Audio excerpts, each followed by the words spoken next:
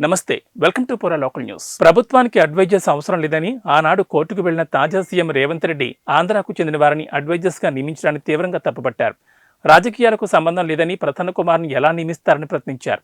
విద్యుత్ సంస్థల్లో కూడా ఆంధ్రాకు చెందిన వారే పెద్ద పోస్టుల్లో ఉన్నారని, కేవలం ఒక్కరు మాత్రమే తెలంగాణ రాష్ట్రం నుంచి ఉండడంతో గ్రేటర్ హైదరాబాద్ లో రోజుకు 4 గంటల కరెంటు కోతలు తప్పడం లేదని ఎద్దేవా చేశారు. ఓవోటిందే కాంగ్రెస్ పార్టీ, ఐఎన్టీయూసీ అని కాంగ్రెస్ పార్టీ యొక్క ట్రేడ్ యూనియన్ ఏదైతే ఉంటుందో వాళ్ళ సంతకాలతోని, ఏఐటీయూసీ సంతకాలతోని, తెలుగుదేశం పార్టీ ట్రేడ్ యూనియన్ సంతకాలతోని జాతీయ రాష్ట్రీయ ట్రేడ్ యూనియన్లు అన్నీ కలిపి ఆనాడు డిపెండెంట్ ఉద్యోగాలను పోడగొడితే కేసీఆర్ గారు వచ్చి డిపెండెంట్ ఉద్యోగాలు ఇచ్చి 20,000 నియామకాలు జరపడం జరిగింది. ఆ 20,000 నియామకాలు జరిపినటువంటి సందర్భంలో ఎన్నడూ కూడా కేసీఆర్ గారు వెళ్ళి ఒక్క నియామక పత్రం కూడా ఇవ్వలేదు. ఇది కేవలం సింగరేణి సంస్థలో రెగ్యులర్గా జరిగేటటువంటి ఒక ప్రొసీజర్గా ట్రీట్ చేసి అక్కడ లోకల్ స్థాయిలో ఉండేటటువంటి జనరల్ మేనేజర్స్ అంటే జీఎంల పరిధిలో నియామక పత్రాలు ఇచ్చేటట్టుగా బీఆర్ఎస్ ప్రభుత్వం ఈ అంశాన్ని అంతటిని కూడా టేకప్ చేసి, కానీ ఇప్పుడున్నటువంటి గౌరవ ముఖ్యమంత్రి వర్యులు జీఎం స్థాయిలో చేయాల్సినటువంటి పనిని హైదరాబాద్కి తీసుకొచ్చి సీఎం గారి స్థానాల్లో ఈ నియామక పత్రాలు ఇస్తా ఉన్నారు. ఇచ్చి పైగా గొప్పలు చెప్పుకోవడం, మేము కొత్తగా సింగరేణిలో 400 ఉద్యోగాలు ఇచ్చినామని. నిజంగా సిగ్గుచేటు, అబద్దాలు చెప్పి అధికారంలోకి వచ్చినారు. అక్కడి వరకు క్షమించవచ్చేమో, ఆనాడు ఏది పడితే అది మాట్లాడితే ప్రజల్ని మభ్యపెట్టి అధికారంలోకి వస్తే అక్కడి వరకు క్షమించవచ్చు. కానీ అధికారంలోకి వచ్చినాకన్నా నిజం చెప్పండి సీఎం గారు, మీరు ఎందుకోసం ఈ నియామక పత్రాలు కేసీఆర్ గారి హయాంలో ఇచ్చినటువంటి డిపెండెంట్ ఉద్యోగాలను తీసుకొని నేనే ఇచ్చినా నేనే చేసినా అని అబద్దాలు చెప్పుకోవడం ఎందుకు? దీంతో పాటు ఇంకా విద్యుత్ సంస్థ అత్యంత కీలకమైనటువంటి సంస్థ. ఆ విద్యుత్ సంస్థలో కూడా మీరు మొత్తం ఆంధ్రోలోనే నింపిరు. 4 డైరెక్టర్లు ఉంటే 3 ఆంధ్రోలు ఉన్నారు విద్యుత్ సంస్థలో. దాని పర్యవసానం ఏం జరుగుతుంది? ఇవాళ హైదరాబాద్లో గచ్చిబౌలిలో బంజారాహిల్స్లో 4 గంటలు కరెంటు పోతుంది. ఏదైతే ఇండస్ట్రీస్ కోసం పార్కులు పెట్టినామో అందులో 3 గంటలు కరెంటు పోతుంది. ఇక రైతులనైతే పట్టించుకున్న నాదులు లేదు, ఎప్పుడు కరెంట్ వస్తుందో ఎప్పుడు పోతుందో తెలియనటువంటి పరిస్థితి ఉన్నది. మీరు మొత్తం ఆంధ్రోలను నేను 3 పేర్లు చదువుతా ఇవ్వాలి ఖచ్చితంగా.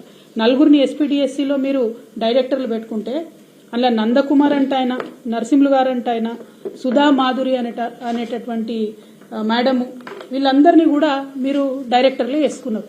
వీళ్లను ఆంధ్రోలను డైరెక్టర్లు వేయడానికి 7 సీనియారిటీ ఉన్నటువంటి తెలంగాణ వాళ్ళను పక్కన పెట్టి ధర్మాధికారి కమిషన్ ఇచ్చినటువంటి రిపోర్టుని మీరు ఆసరాగా చూపించి, ఒక సాకుగా చూపించి ఇవాళ ఆంధ్రోలను తీసుకొచ్చి తెలంగాణ కరెంటు మలిపోయే విషయంలో మీరు ఊసబెట్టిరు.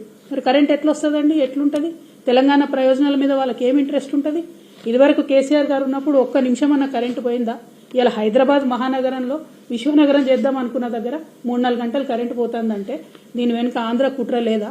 మీలో ఉన్నటువంటి పచ్చ రక్తం మీ చేత ఈ పని చేపిస్తలేదా అనేటటువంటి అంశాన్ని గౌరవ ముఖ్యమంత్రి గారిని నేను ఇవాళ సూటిగా ప్రశ్నిస్తా ఉన్నాను.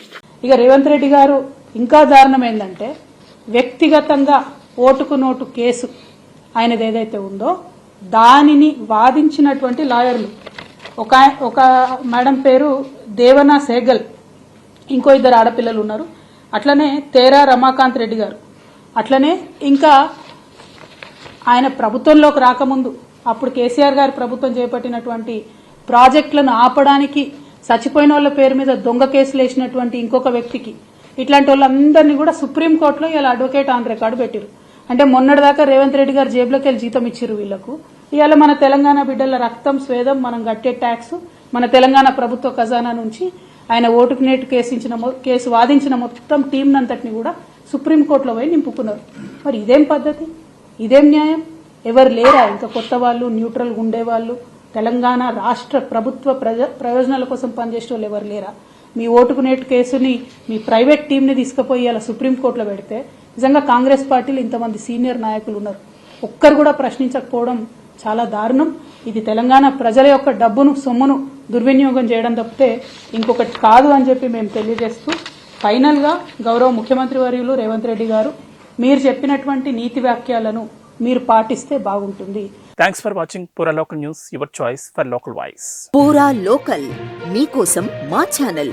మీ జిల్లాకు, మీ మండలానికి, మీ గ్రామానికి, మీ ప్రాంతానికి, మీ వీధికి, మీ ఇంటికి, మీ వద్దకి, ఎక్కడికైనా ఎప్పుడైనా మా పూరా లోకల్ ఛానల్ వస్తుంది. మీరిచ్చే సమాచారాన్ని అందరికీ చేరువయ్యేలా చేస్తుంది.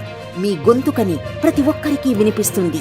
మీకు ఎల్లప్పుడూ అందుబాటులో ఉంటుంది మా పూరా local. Your choice for local voice. పూరా లోకల్.